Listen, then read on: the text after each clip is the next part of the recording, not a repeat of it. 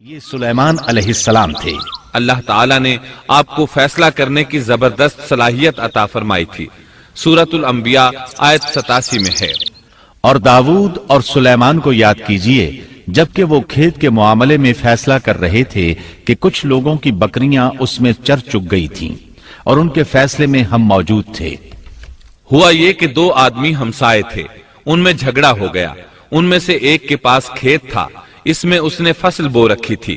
دوسرے کے پاس کچھ بکریاں تھیں۔ بکریوں کا چرواہا رات کے وقت دیوار والے دروازے کو بند کر دیتا تھا تاکہ بکریاں نکل کر فصل کو نقصان نہ پہنچائیں۔ ایک دن وہ دروازہ بند کرنا بھول گیا۔ بکریاں کھیت میں آ کر چرنے لگیں، فصل خراب ہو گئی۔ دونوں داؤد علیہ السلام کے پاس آئے، اپنا مقدمہ پیش کیا۔ داؤد علیہ السلام قاضی بھی تھے۔ اس وقت سلیمان علیہ السلام کہیں گئے ہوئے تھے۔ داؤد علیہ السلام مقدمہ سن کر کہنے لگے، یہ بکریوں والے کی سستی کا نتیجہ ہے، اس کا حل یہی ہے کہ وہ تیری بکریاں اپنی تحویل میں لے لے۔ دونوں فریق باہر نکلے تو سلیمان علیہ السلام سے ملاقات ہوئی۔ انہوں نے تفصیل سن کر فرمایا، میرے ساتھ آؤ۔ وہ انہیں داؤد علیہ السلام کے پاس لے آئے اور بولے، اس مقدمے کا اس سے بہتر فیصلہ یہ ہے کہ یہ بکریاں زمین والے کو دے دیں اور زمین بکریوں والے کو۔ جب بکریوں والا زمین کو پہلی حالت میں اگا دے گا تو آپ دونوں کی چیزیں انہیں لوٹا دیں۔ اس دوران کھیتی کا مالک بکریوں کے دودھ سے فائدہ حاصل کرتا رہے گا۔ یہ فیصلہ زیادہ بہتر ہے۔ اس سے بکریوں والا اپنی بکریوں سے بالکل محروم نہ ہوا اور کھیتی والے کا نقصان پورا ہو گیا۔ یہ فیصلہ آپ کو اللہ تعالیٰ نے سمجھایا تھا۔ اللہ تعالیٰ سورۃ الانبیاء آیت 89 میں فرماتے ہیں، ہم نے اس کا صحیح فیصلہ سلیمان کو سمجھا دیا، ہاں ہر ایک کو ہم نے علم و حکمت سے نوازا تھا۔ بخاری اور مسلم میں ایک حدیث ہے، اس میں اسی قسم کا ایک واقعہ بیان ہوا ہے کہ دو عورتیں اپنا مقدمہ داؤد علیہ السلام کے پاس لائیں۔ دونوں کو اللہ نے ایک ایک بچہ دے رکھا تھا۔ ایک بھیڑیے نے حملہ کر کے بڑی عمر والی کا بچہ چیر پھاڑ ڈالا۔ عورت چالاک تھی، اس نے چھوٹی عمر والی کا بچہ چھین لیا کہ یہ میرا بچہ ہے۔ داؤد علیہ السلام نے دیکھا بچہ بڑی عورت کے پاس ہے تو اس کے حق میں فیصلہ دے دیا۔ سلیمان علیہ السلام نے داؤد علیہ السلام سے اجازت چاہتے ہوئے کہا، کیا میں اس مقدمے کا فیصلہ کر سکتا ہوں؟ انہوں نے اجازت دے دی۔ سلیمان علیہ السلام نے عورت سے کہا، بچہ مجھے دے دو۔ بچہ ہاتھ میں لے کر انہوں نے تلوار نکالی اور دونوں عورتوں سے فرمایا، میں اس کے 2 ٹکڑے کر کے تم دونوں میں برابر برابر تقسیم کرنے لگا ہوں۔ یہ سن کر بڑی عورت بولی کہ ٹھیک ہے، جبکہ چھوٹی عورت مامتا کی وجہ سے چلا اٹھی کہ آپ اسے زندہ رہنے دیں اور اسے دے دیں۔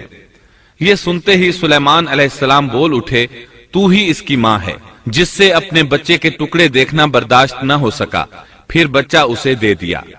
سلیمان علیہ السلام کا ایک تیسرا واقعہ قرآن میں یوں ہے، سورۃ النمل آیت 17 اور 18 میں ہے، اور سلیمان کے سامنے ان کے تمام لشکر جنات، انسان اور پرندوں میں سے جمع کیے گئے، ہر قسم الگ الگ کھڑی کر دی گئی۔ جب وہ چیونٹیوں کے میدان میں پہنچے تو ایک چیونٹی نے کہا، اے چیونٹیوں، اپنے اپنے گھروں میں گھس جاؤ، ایسا نہ ہو کہ بے خبری میں سلیمان اور ان کا لشکر تمہیں روند ڈالے۔ ان تمام لشکروں کو اکٹھا کیا گیا تھا۔ اللہ تعالیٰ نے چیونٹی کی یہ بات سلیمان علیہ السلام کو سنوا دی۔ سورہ نمل آیت 19 میں ہے، اس کی اس بات پر سلیمان مسکرا کر ہنس پڑے اور دعا کرنے لگے کہ اے پروردگار، تو مجھے توفیق دے کہ میں تیری ان نعمتوں کا شکر بجا لاؤں جو تو نے مجھ پر انعام کی ہیں، اور میں ایسے نیک اعمال کرتا رہوں جن سے تو خوش رہے، اور مجھے اپنی رحمت سے نیک بندوں میں شامل فرما۔ بسم اللہ الرحمن الرحیم۔ السلام علیکم، میں ہوں وقاص اور آپ دیکھ رہے ہیں چراغ جنت۔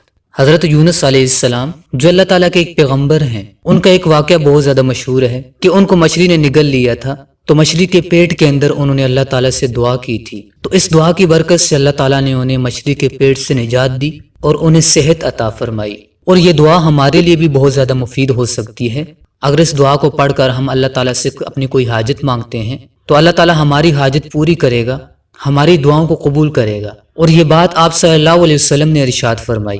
ترمذی کی ایک روایت ہے، ایک صحابی آپ صلی اللہ علیہ وسلم کا ارشاد نقل کرتے ہیں کہ مچھلی والے پیغمبر یعنی حضرت یونس علیہ السلام جب وہ مچھلی کے پیٹ میں تھے تو انہوں نے اللہ تعالیٰ سے دعا مانگی تھی۔ فرمایا کہ یہ دعا ایسی ہے کہ جو بھی مسلمان اس دعا کو پڑھ کر اپنی کوئی بھی حاجت اللہ تعالیٰ کے سامنے بیان کرتا ہے، اللہ تعالیٰ سے کچھ بھی مانگتا ہے تو اللہ تعالیٰ اس کی دعا کو قبول کرتا ہے۔ وہ دعا کیا ہے؟ اسکرین پر آپ کو دکھ رہی ہے، یہاں سے آپ یاد کر لیں۔ اس کو پڑھنے کا طریقہ بھی میں آپ کو بتاؤں گا۔ سب سے پہلے آپ یہ دعا سن لیں۔ یہ دعا یوں ہے، لا الہ الا انت سبحانک انی کنت من الظالمین۔ اس کو دعا کے اندر پڑھنے کا طریقہ یہ ہے کہ آپ کا کوئی مسئلہ حل نہ ہو رہا ہو، اللہ تعالیٰ سے آپ کچھ بھی مانگنا چاہتے ہوں، کسی بھی چیز کی آپ کو چاہت ہو، تو آپ دعا کے لیے ہاتھ اٹھائیں، اور دعا کے لیے ہاتھ اٹھانے کے بعد آپ نے درود پاک پڑھنا ہے۔ 3 مرتبہ درود پاک پڑھنا ہے، کوئی سا بھی درود پاک ہو، نماز والا درود ہو یا کوئی اور درود ہو، اس کو 3 مرتبہ پڑھنے کے بعد آپ نے یہ دعا پڑھنی ہے۔ یہ دعا پڑھنے کے بعد آپ نے اللہ تعالیٰ کے سامنے اپنی حاجت بیان کرنی ہے۔